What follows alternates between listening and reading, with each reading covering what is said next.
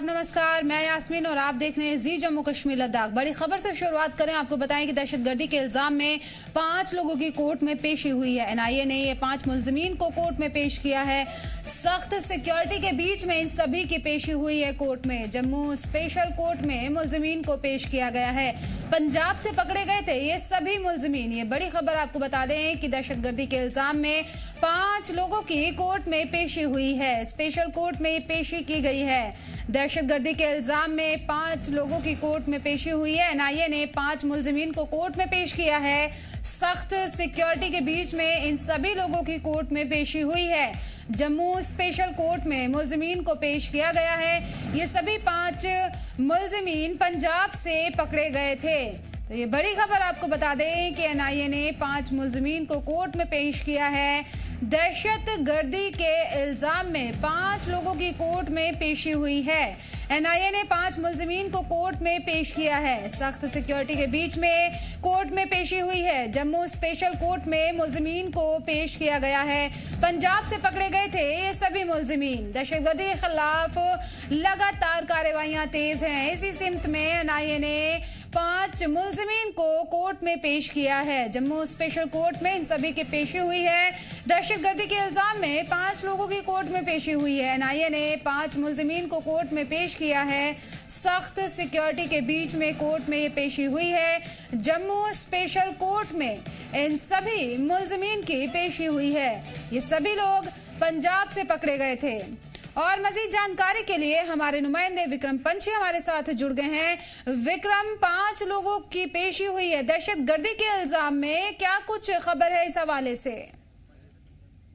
देखिए, मैं यास्मीन आपको बता दूं कि पिछले दिनों जिस तरह से हड़ताल भड़काने का जो एक मामला सामने आया था, कई लोगों की तलाश जो है लगातार पुलिस कर रही थी। और हालांकि कई मामले जो है दर्ज किए गए थे और लगातार इन आरोपियों को ढूंढने का प्रयास जो है वो किया जा रहा था, पकड़े जाने का प्रयास जो है वो किया जा रहा था। एक सख्त कार्रवाई करते हुए जिस तरह से देखा जाए तो कई जगह पर छापेमारी की गई और 5 लोग जो है ये पंजाब से पकड़े गए थे। जिसके बाद एनआईए कोर्ट जो है एनआईए ने इन्हें आज जम्मू के स्पेशल कोर्ट में जो है वो 5 आरोपियों को जो है वो पेश किया। और दहशतगर्दी के मामले में इनको पेश किया गया क्योंकि जिस तरह से हड़ताल भड़काएगी और काफी सारी जो गतिविधियां को अंजाम देने वाले ये लोग थे, जिस वजह से अब जो इनको पकड़ के पंजाब से पकड़ के लाया। और आज एनआईए ने कड़ी सुरक्षा के बीच में जो है जम्मू की स्पेशल कोर्ट में जो है वो पेशी के लिए लाया गया। और अब से पुलिस जो है वो उनको रिमांड पे लेगी और आगे की पूछताछ जो है वो करेगी। क्योंकि फिलहाल विक्रम, क्या इन पर इल्जाम लगे हुए हैं? दहशतगर्दी के मामले में ये इन पर कार्रवाई की गई है, पेशी की गई है?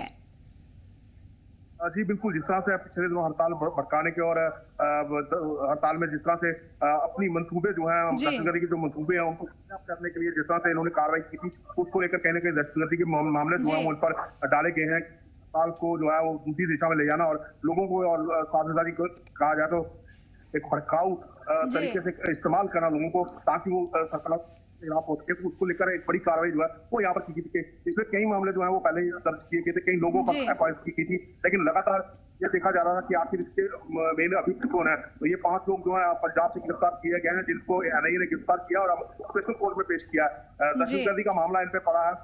अभी पुलिस जो है वो रिमांड लेगी और उसके बाद एनआईए कोर्ट अगर रिमांड देती है तो पुलिस इसमें और पूछताछ करेगी किस तरह के मंसूबे थे और किस तरह का मॉड्यूल जो है वो पूरा ये है और किस तरह के लोग जो है। अभी तक की जांच में क्या कुछ पता चला है? क्या इनके किसी दहशतगर्दाना तंजीम से भी कोई लिंक सामने आया है?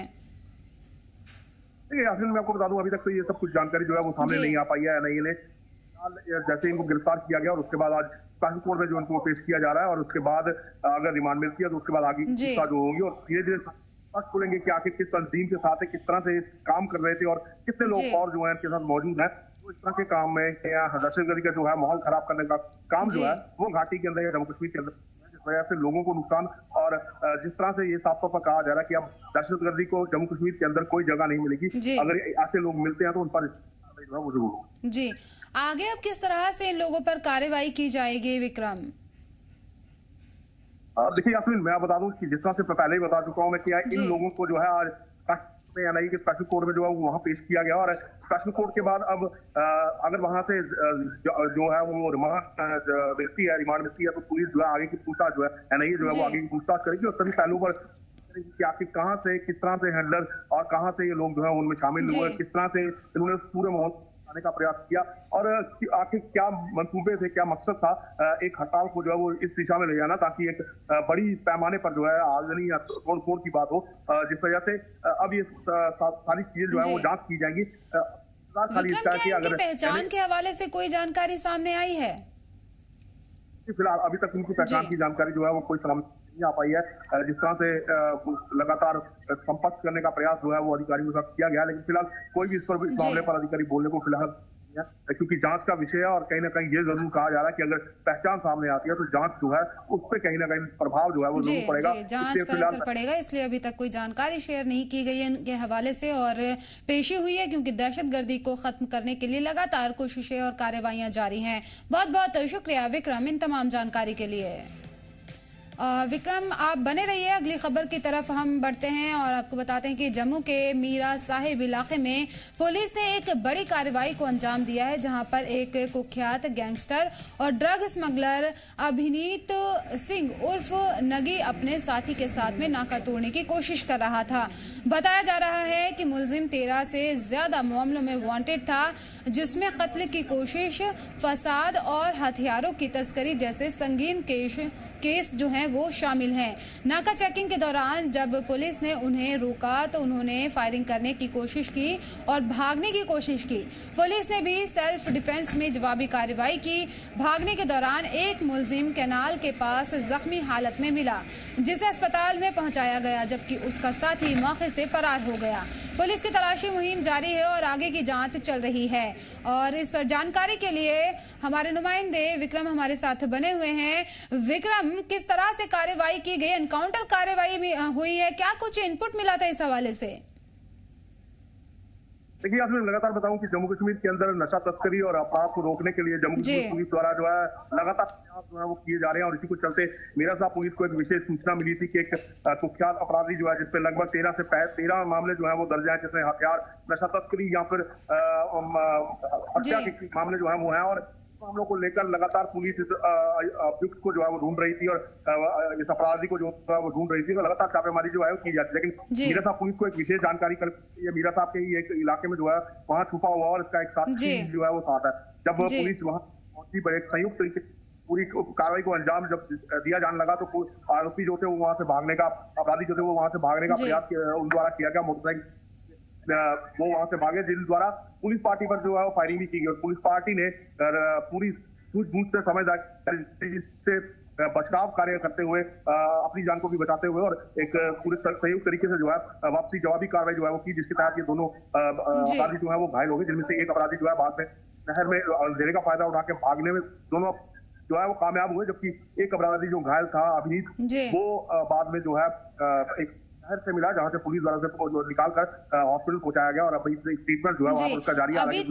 अभी तक क्या उससे किसी तरह की पूछताछ हुई है या फिर अभी इलाज ही चल रहा है और कौन कौन से मामले में वो मुलविस है?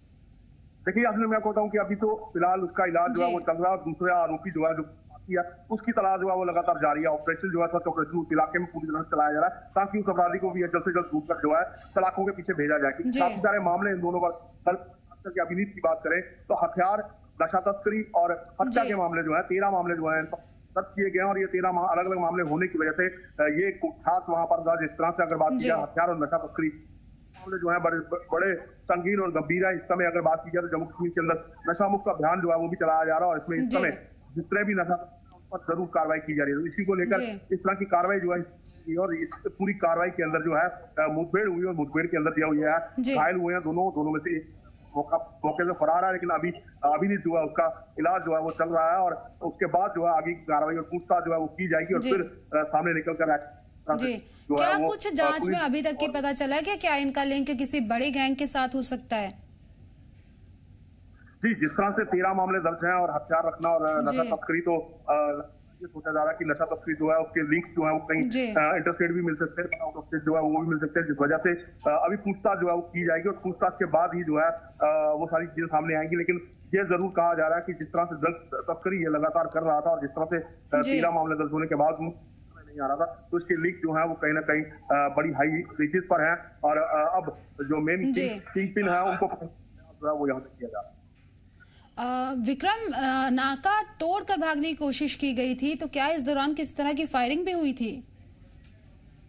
जी बिल्कुल, वो तो यही बताना चाहूंगा मैं आपको कि जब पुलिस ने इन्हें पकड़ने का प्रयास किया तो इन्होंने भागने का प्रयास किया, मोटरसाइकिल पर से ये दोनों ने भागने का प्रयास किया। जब विशेष नाका जहां लगाया गया तो उस नाके को तोड़ा और तोड़ने के बाद फायरिंग जो है पुलिस पार्टी पर, पुलिस पार्टी के द्वारा भी जवाबी कार्रवाई करते हुए जो है वो फायर किए गए हैं, जिसके तहत ये दोनों अपराधी जो है वो जख्मी हुए हैं और जख्मी होने के बाद मोटरसाइकिल छोड़ भागने का प्रयास किया, जबकि एक जो है वो नहर में गिर गया और दूसरा जो है मौका पाकर फरार हो चुका है। लेकिन जो जख्मी पुलिस ने जो है वो वहां से निकाला और हॉस्पिटल जो है वो पहुंचाया। अभी उसका ट्रीटमेंट वहां चल रहा है, इलाज जो है वो चल रहा है और इसके बाद ही जो है जांच जो है वो की जाएगी और दूसरे अपराधी को ढूंढने का पूरा प्रयास जो है, तलाश जो है उसकी पूरी की जाएगी। जी, नशे के खिलाफ लगातार कार्रवाई जारी है और मुहिम भी चलाई जा रही है, इसलिए जो नशा तस्कर हैं उनके खिलाफ सख्त कार्रवाइयां की जा रही हैं। एक मुलजिम को गिरफ्तार कर लिया है, एक की तलाश जारी है और सख्त चेकिंग मुहिम चलाई जा रही है लगातार। बहुत बहुत शुक्रिया विक्रम इन तमाम जानकारी के लिए। आगे बढ़े, आपको बताएं कि श्रीनगर में एक अहम सियासी बदलाव देखने को मिला है। यहां बड़ी तादाद में नौजवानों ने नेशनलिस्ट कांग्रेस पार्टी यानी कि एनसीपी में शिरकत की है। इस इवेंट में मौजूदा सियासी माहौल में एक अहम तब्दीली के तौर पर देखा जा रहा है। इस मौके पर पार्टी के नेशनल प्रेसिडेंट धीरज शर्मा भी मौजूद रहे। उन्होंने कहा कि आज की सियासत से पहले युवा पहले होना चाहिए, क्योंकि सबसे बड़ा मसला बेरोजगारी और गैर यकीनी की सूरत हाल है। उन्होंने कहा कि नौजवानों ने सिर्फ सरकारी नौकरियों पर डिपेंड नहीं रहना चाहिए, बल्कि प्राइवेट इन्वेस्टमेंट, स्टार्टअप, टूरिज्म और स्किल बेस्ड सेक्टर्स में भी मौके बढ़ने चाहिए। धीरज शर्मा ने एजुकेशन और रोजगार के बीच में बढ़ते फासले पर भी फिक्र का इजहार करते हुए कहा कि डिग्री होने के बावजूद नौकरी न मिलना नौजवानों में मायूसी और ज़हनी दबाव बढ़ा रहा है। उन्होंने जोर देकर कहा कि अमन का मतलब सिर्फ शांति नहीं बल्कि रोजगार और मौके भी हैं और इसके लिए नई लीडरशिप और नौजवानों की हिस्सेदारी बेहद जरूरी है।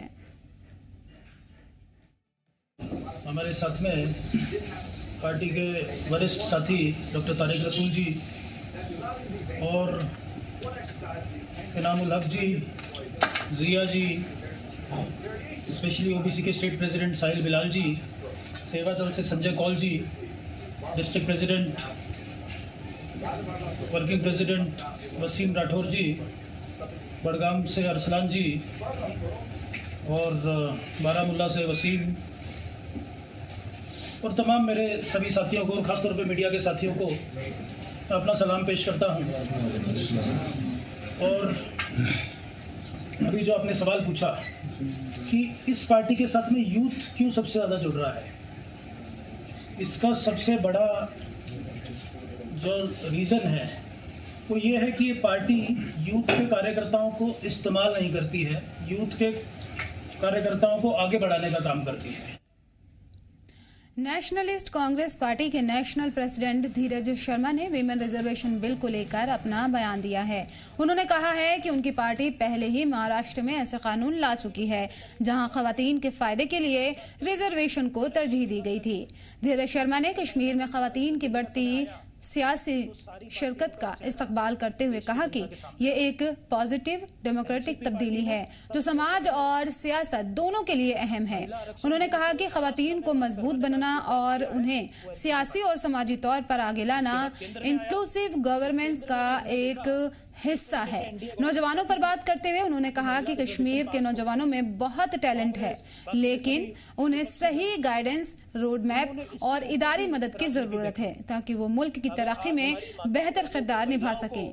उन्होंने दोहराया कि एनसीपी कश्मीर में सियासी और समाजी दोनों सतह पर काम कर रही है, जिसका मकसद नौजवानों का इख्तियार, इंक्लूसिव डेवलपमेंट और इलाकाई इस्तिकारा को मजबूत करना है।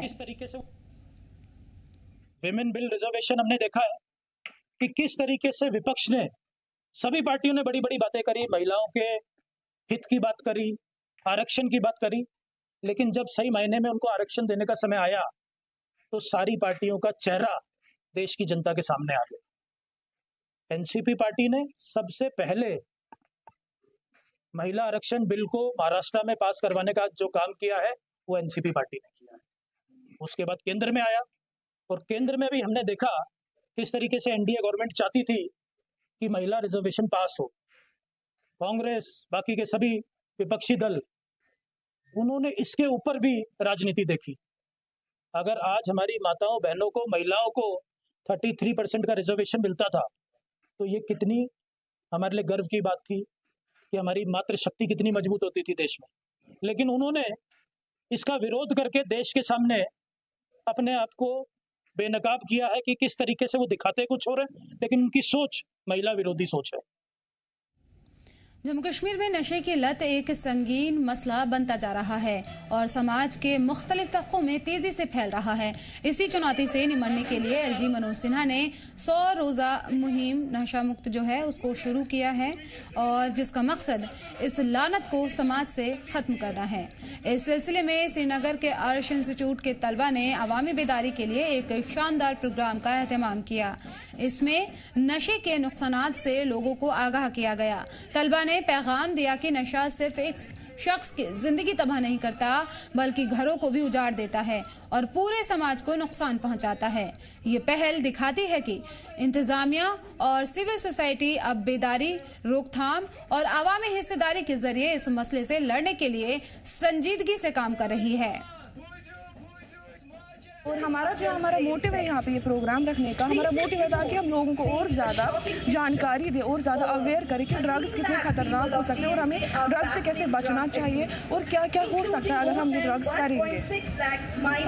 भी हो रहा है यहाँ पे, इसीलिए हम यहाँ पे संडे के दिन आए हैं क्योंकि आई थिंक वर्किंग डे से ज़्यादा मोर इम्पॉर्टेंट है कि लोग ज़्यादातर फ्री संडे के दिन ही होते हैं ताकि वो हमारा ये प्रोग्राम भी देख पाए, ताकि लोगों को टाइम भी मिले।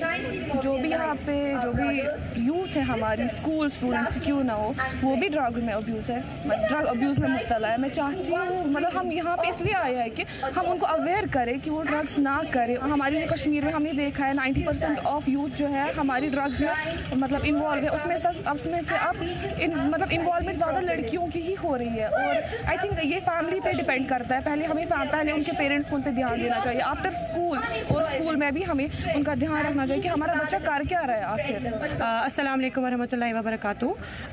मेरा नाम तफीमा रफ़ीक खान है और मैं जो आए हैं हम इसलिए आए हैं ताकि हम अवेयर कर सके हमारे लोगों को, चाहे वो बूढ़े हैं, चाहे वो नौजवान हैं, चाहे वो औरतें हैं, चाहे फिर वो मर्द हैं या फिर हमारे जो भी यंग पॉपुलेशन है। हम यहाँ इसलिए आए हैं ताकि जो हमारे इस कश्मीर में वबा मच गया है जो कि ड्रग्स है, जो आप देख रहे हैं आजकल कि क्या हो रहा है, मस्जिदों में बच्चे होते हैं या वॉशरूम्स में गिर गए होते हैं, तो उस चीज़ को हम अवेयर करने के लिए आए हैं यहाँ इस लाल चौक में ताकि जो भी ये वबा है ये ख़त्म हो जाए। हमारा अर्श जो है, अर्श इंस्टीट्यूट ऑफ फ्रंट लाइन पे होता है, चाहे कोई भी अवेयरनेस प्रोग्राम हो, चाहे वो कोविड है, कोविड के टाइम्स में आपने देखा होगा, या फिर HIV एड्स अवेयरनेस प्रोग्राम जो था उसके लिए था। सबसे पहले मैं ऑनरेबल एलजी साहब का शुक्रिया अदा करना चाहता हूं कि उन्होंने एक बहुत बड़ा ऐतिहासिक कदम और ले लिया कि 100 दिन की जो ये मुहिम चलेगी जम्मू कश्मीर को नशे से मुक्त करने के लिए। इसी सिलसिले में आज आपने देखा कि हमारे RS इंस्टीट्यूट के सभी बच्चे जो BSc nursing, BSc other medical जो कोर्सेज हमारे हैं और MSc के बच्चे आज आपके सामने, आज हमने भी इस मुहिम का आगाज़ लाल चौक से किया और आने वाले वक्त में हमने ये फैसला किया है कि हर डिस्ट्रिक्ट में, हर ब्लॉक में, और हमारे बच्चों ने ये भी अहद किया है कि जब तक 100 दिन नहीं, जब तक नशा कश्मीर से ख़त्म नहीं होगा तब तक हम RS इंस्टीट्यूट जो है इस जंग के साथ लड़ता रहेगा और कोशिश करेगा कि हर घर में जाके जो नशे से नुकसान है, हर इंस्टीट्यूट में जाके, हर स्कूल में जाके, हर इदारे जहाँ भी हमारे लोग बच्चे रहते हैं वहाँ पे जाके एक अच्छी मैसेज दे कि इस बच्चे से हमारा नुकसान क्या है। ड्रग्स वादी कश्मीर में अब आग की तरफ फैल रहा है। जम्मू कश्मीर के लेफ्टिनेंट गवर्नर मनोज सिन्हा ने 100 दिन का एक अभियान चलाया है जिसमें उन्होंने बताया कि ये जो नशा है ये जम्मू कश्मीर से ख़त्म होना चाहिए। अलग अलग प्रोग्राम्स हो रहे हैं और अलग अलग जगहों पे जो है नशा मुक्त जम्मू कश्मीर प्रोग्राम हो रहे हैं। श्रीनगर के प्रताप पार्क लाल चौक में हम अभी मौजूद हैं और यहाँ पे जो बच्चे हैं, जो एक मेडिकल इंस्टीट्यूट के बच्चे हैं, उन्होंने आज यहाँ पे प्रोग्राम रखा है और इस प्रोग्राम में एक अवेयरनेस दी है उन लोगों को जो नशे में मुब्तला है, उनके लिए एक ज़रूरी पैगाम। और उसके साथ साथ जम्मू कश्मीर पुलिस ने भी लगातार प्रोग्राम्स किए हैं और नशा मुक्त जम्मू कश्मीर की एक पहल की है। अलग अलग सिविल सोसाइटीज़ प्रोग्राम चला रहे हैं और यहाँ श्रीनगर में भी आज एक बहुत बड़ा प्रोग्राम मुनक़िद किया गया है और आवाज़ यही है कि नशे के खिलाफ आवाज़ उठाए, तब जाके ये जो वबा है ये जम्मू कश्मीर से बाहर जाए। जी मीडिया के लिए मैं आकिब डार, श्रीनगर, कश्मीर। और आगे बढ़ें, आपको बताएं कि ईरान का अमेरिका को दो टूक जवाब मिला है कि न्यूक्लियर पर समझौता नहीं होगा। ईरान ने ये जवाब दिया है, हॉर्मुज पर समझौता नहीं होगा। ईरान की तरफ से ये वाजे कर दिया गया है कि न्यूक्लियर और हॉर्मुज पर कोई समझौता नहीं होगा। दोनों मुद्दों पर कोई समझौता नहीं किया जाएगा। ईरान की तरफ से ये बयान सामने आया है। ईरान ने दोनों मुद्दों को बताया है रेड लाइन, ये कोई फॉर्मल बातचीत नहीं है। ईरान ने ये बयान दिया है, हालात वाजे करने के लिए सिफारती पहल करेंगे। ईरान की तरफ से यह अहम बयान आया है सामने कि हॉर्मुज पर और न्यूक्लियर पर कोई बातचीत नहीं की जाएगी। जंग के हालात के बीच में ईरान का अमेरिका को दो टूक जवाब सामने आया है। ईरान की तरफ से कहा गया है कि न्यूक्लियर पर कोई समझौता नहीं होगा और ना ही हॉर्मुज पर कोई समझौता किया जाएगा। दोनों मुद्दों पर कोई समझौता नहीं किया जाएगा। ईरान की तरफ से ये बड़ा अहम बयान सामने आया है। ईरान ने दोनों मुद्दों को रेड लाइन बताया है और कहा है कि ये फॉर्मल बातचीत नहीं है।